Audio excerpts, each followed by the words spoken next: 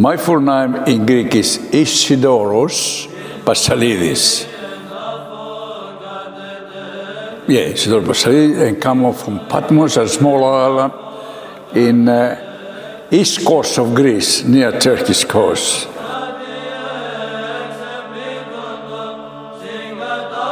St. John came there and lived there. Well, no house, not many houses, nothing there. That's the only one. He went up there. He went up there in the cave.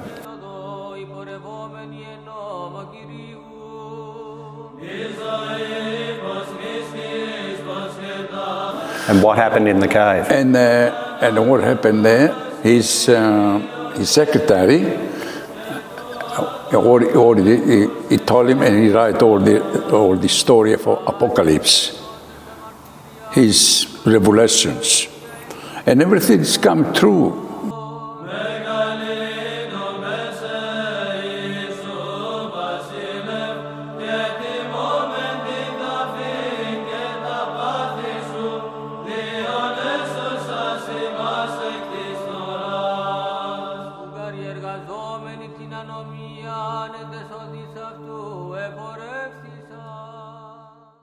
I remember the first tourists coming after the war, the first tourists coming in Patmos, we never have cars. So we have a lot of donkeys. Donkeys? And horses, and they put the people in there and take them there. And my father, we have 2 donkeys, me and my brother. We went up there, and father told us, don't put any heavy people in because there's only small donkeys. So we get this idea and go up the hill, and we ask the father how much we can charge him. Well, if they ask you, say, you tell him, we come here to look after you, you just give it whatever you want. Give us more money. You get more money that way. We working just for living, to survive. We got about 40 sheep and goats, and with some cows. Some days we try to, and we survive with this, you know. And I remember my mother, when we go to work, he give us a piece of bread, and we put him in our pockets. And eat that. We have no papers to put him in, just like that. I remember my mother, oh gee, she never been in school. Those days, very different, you know. She never been in school. But I believe it's so much unbelievable, you know. She knows, she never been in school, but she know all the liturgy without, everything, that's where it teaches us, all the kids, how we do it, how to respect the people, help the old people, all good things to be a good human being. And I reckon a good citizen to come, a good citizen and respected, come from the family. Before go to school, have to be teaching from father and mother, and give them the base to be a good citizen. That's what I believe. And of course, the religion you got. That's what I believe. We're 10 in our family, 5 sisters and 3 boys. And you imagine that my mother to cook for 10 people every day. So difficult it is. And no electricity, just a little bit, very, very hard. Now I remember and I say that my mother was a hero. Survived doing all the overseas. He was a terrific person, you know, and my father was the same. And very hard, very hard. My first job I done, I've been fishing. We got a boat, no engine, a boat. We got about 800 meters of nets, different nets. And we go with him. We have 2 rows, one for me, one for the captain. We row about a couple of hours from the port. We go to the place we want to put the nets in it. We put the nets in it and go up the foreshore. We eat a little bit, stay there. 11 o'clock at night, we pull up. I pull all the nets, and he's just come closer with those. And get all the fish, take them out, go a bit further, put it back again. 6 o'clock in the morning, we get up, Go put up the nets again, drove back to the port, take the fish all in a box, and take it to the big, what do you call it there? Put the fish there with ice blocks there, because we have no electricity. And once a week, a boat coming there to Athens and take the ship, bring some tourists, some people, and take the fish to the market up there. And then I come back home and go up home, eat something, go back there, take all the nets outside, put them outside to dry, because those days the nets was cotton, was no nylon, and the Rotary, you know. And then in the afternoon, about 3 o'clock, put it back again, roll back again, every day. Every day. How old were you? I was only 15. So you left school at 15? 15, yeah, I left school about 12. Yeah, I was only 17 years old when my cousin, he was a second captain in the cargo ship, and he rang me and told us, you can come there, come into the ship. Always, I got in my mind when I got to the ship, I never stay forever in the ship. One day I just can jump in some good places, and I think about America, Canada, or Australia. That's 3 ships. So we went to America, my first trip in New Orleans, Gulf of Mexico. We went up there in the port, and then I said, I better get a bus to go to see the city. I get the bus. When I go into the bus, I see a white line in the middle, blacks there, whites there. I said, bloody hell, what's that for? And then I went to sit with the black ones, black fellas. A white man up the other side said to me, come here. I say, no, here. When I see that, I say to myself, this country can't be my country. I don't like it. And I never get up. I went to Canada, beautiful country, but too cold. Very cold. Anyway, after about 5 years, I was traveling to that, everywhere. And my last trip from Japan to Australia, in Newcastle, in 1960. And? I jumped off the ship. You jumped off the ship? Yes. I said, this is my country. I see the beautiful weather, you know. This is my country. This is your country? Anyway, I was there. I have 50 pounds in my pocket. That's all I got. But I never worry. You know why? My mother teach me one thing. She said, my kid, never worry and never fright. Always you have an angel behind you and look after you. Doesn't matter if it's true or not. We believe. And when I jump off the ship, and to be honest, I never worry nothing. I said, when I a lot of money, I can go to the Greek cafe there and I work for nothing, watch planes and I eat. Nothing. After 6 months, when I worked there, I went to the immigration department. And I said, that's what my name, that's what I do. Send me back to Greece. They asked him questions, and at the end said to me, I don't think we need people like you. He gave me 6 months temporary visa. Yes. And after 6 months, all right. And we start work at factory in Dunlop. And this is in Dunlop factory in Drimoy. He was doing everything there. Anyway, I got this, I go on the next day, and I start working in Dunlop to make a mattress, rubber. Supposed to make a 50 mattress a day, and get about 20 pounds. It was very hard to work and hot. If you have extra, you have extra money. I make it 30 a day. I make about 30 pounds a week. This is a big money. You imagine after 3 years, I come in Batemans Bay, and I bought a coffee, and the girls working for me get paid 10 pounds a week legally.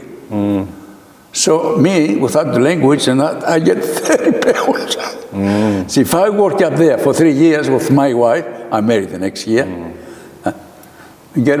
buy house in Sydney cash.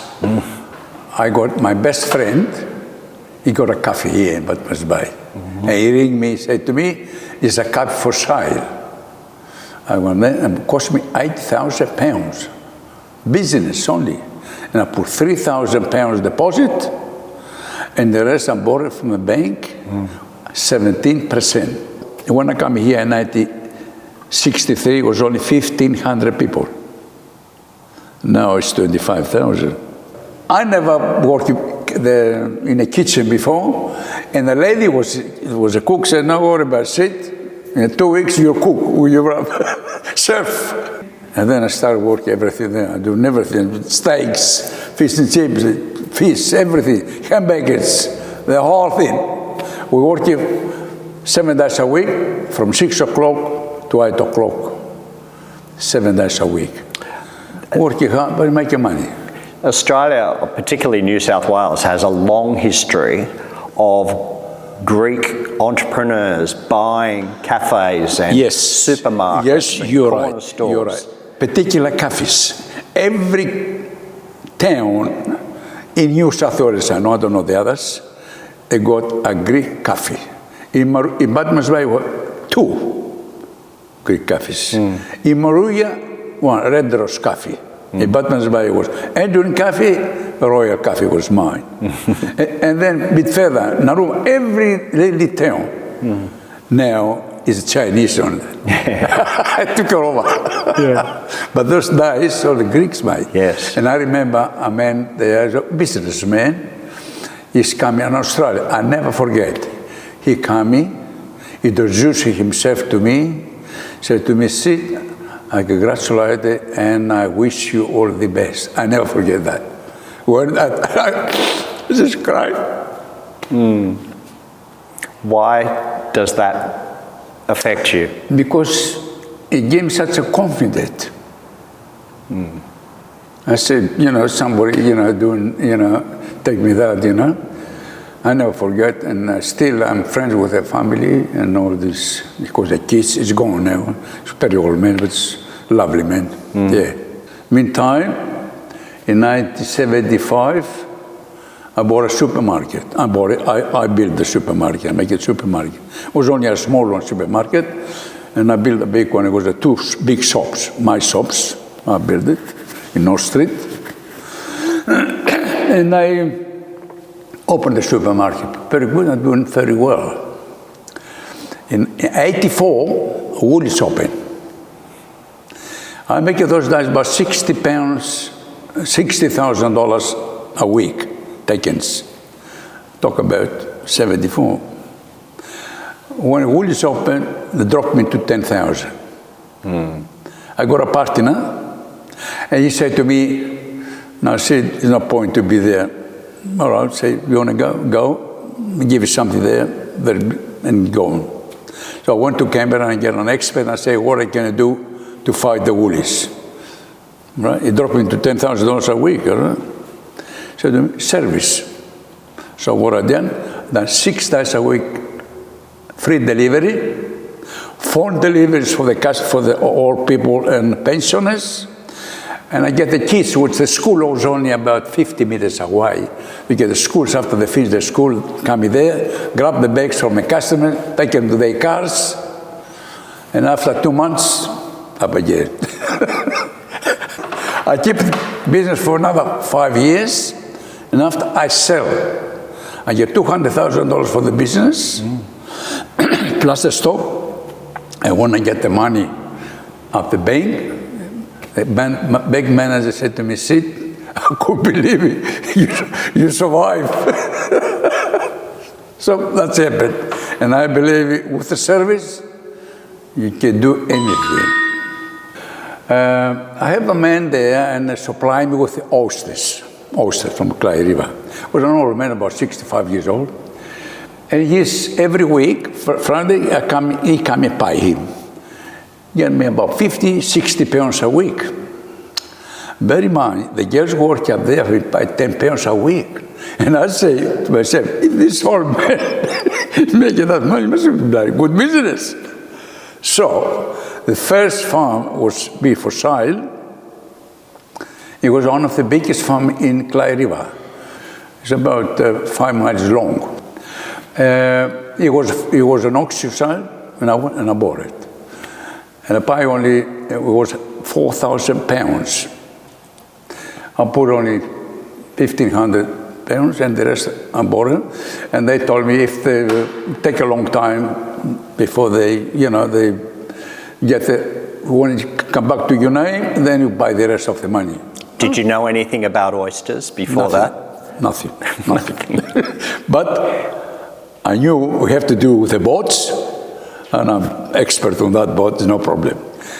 Anyway, I bought that, but as soon as I bought it, it was very, very big pieces. I said, yes, but that's too big for me, all right?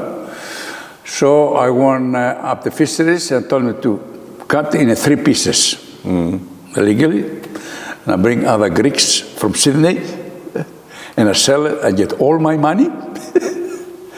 I got my part for free, just about.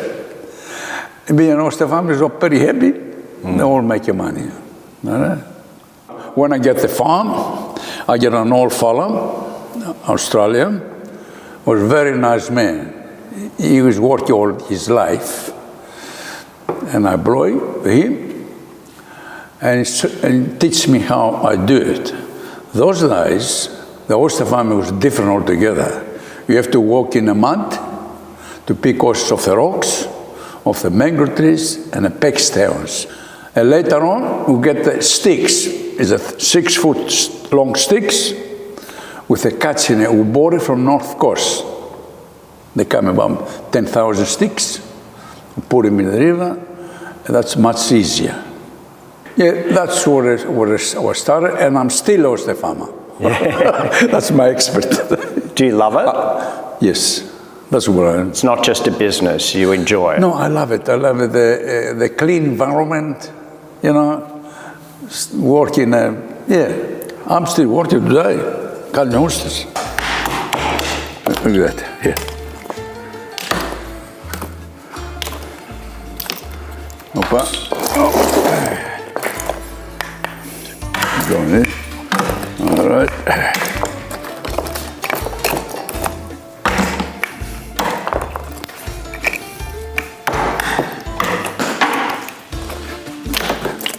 Little ones. This is a different oyster that we call them Pacifics, and they're local Pacific. They spawn themselves, and that's just, and the little ones, this one here, I have to put it back in the water, and in 6 months or 9 months' time, they grow up again to the market size. The oysters spawn every year. Sometimes spawn more, sometimes less. Depends. Look at it. This year, too much, and that's no good. They give you extra work. So here, full of rubbish and mussel.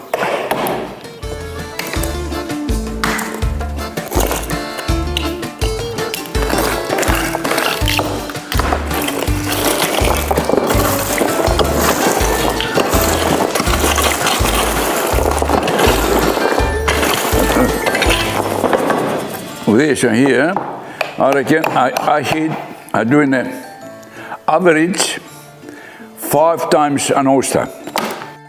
Well, look, 1, 2, 3, 4, 5, 6, 7, 8, 9 times. A few months ago, I stopped doing that because I have to go to the hospital for my foot, and I didn't work. And my hand started getting like that. Yeah. The arthritis. But when I'm doing it, no problem. Okay. The exercise. Yeah. Do you do this every day? Yeah. Every day? How many hours a day? Not much. About 5 hours. Oh. Yeah. I like it. That's what I do. I've done, as you say, many other business. Yeah? But this is my hobby. Mm-hmm. My hobby. Yeah.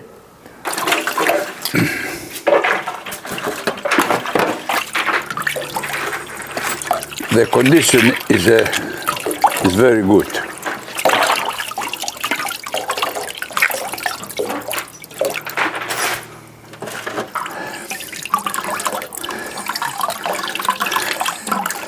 You see, the oyster got one muscle on top and one muscle underneath to hold it here. And as you work out, cut the muscle underneath, lift them up, and then I cut the other muscle up here. Here. Here.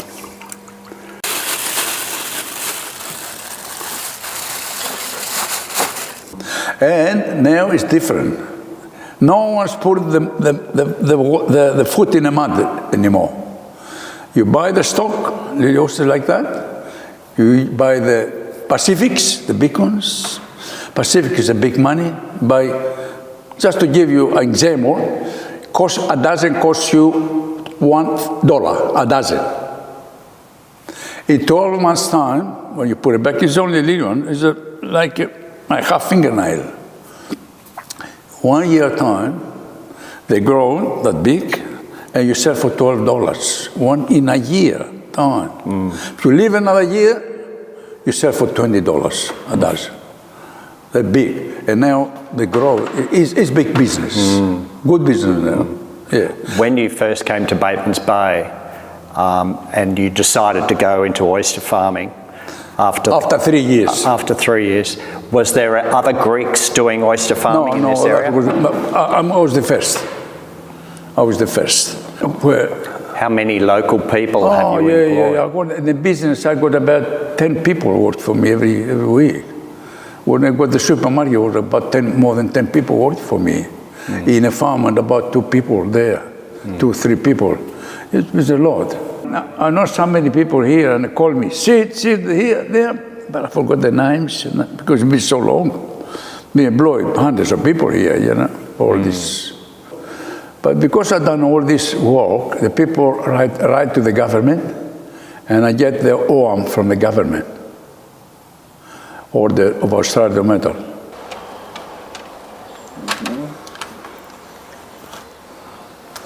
The Governor General? Yep, that's the Governor General. Yep. The family there, my wife,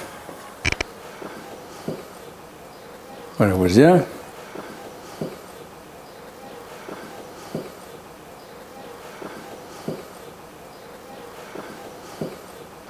Is that you? That's me, in Argentina. Oh. When I was in the ship, I got the ship and go around the city. Steph, name, my father, when he was in the First World War. Greek church opens, yeah. When I opened the church, this is Rianzi and a priest.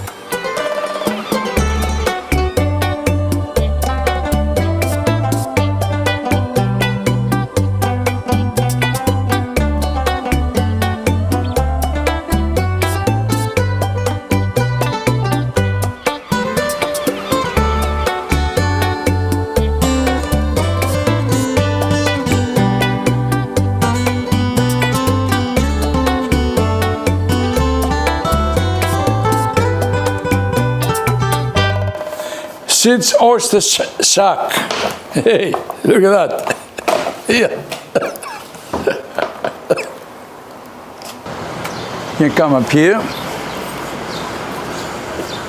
That was the supermarket from there to there. And this is the other shops I got.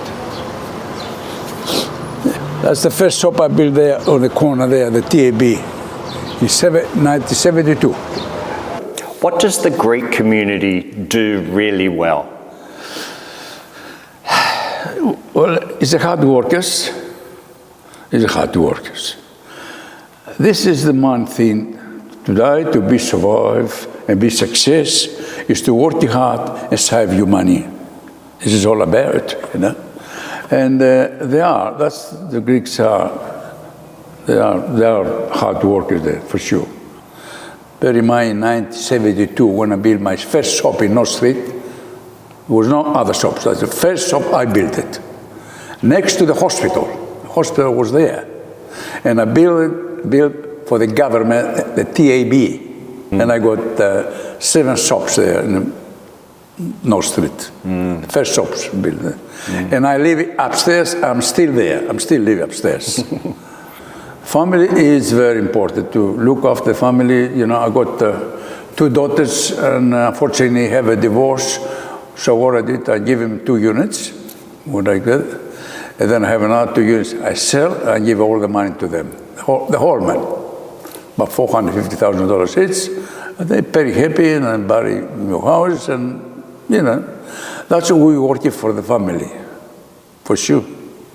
What I can do with the money now, I'm all right, you know.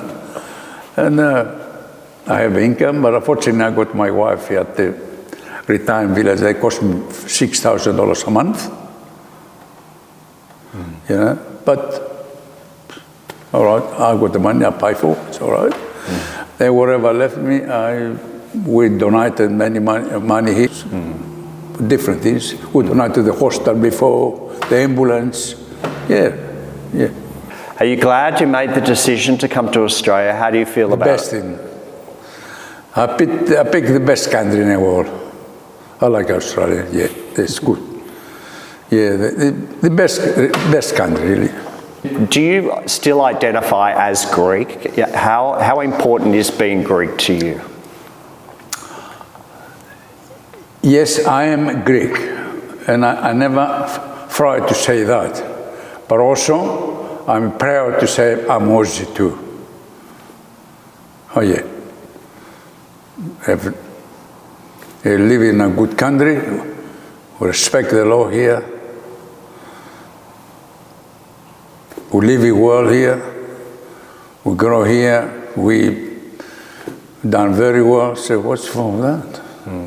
Get the best of you, and you get the best of us. Then you live a better life. Yeah. I go to the pub, I get a friend, I get a couple of beers. Good, what can I do?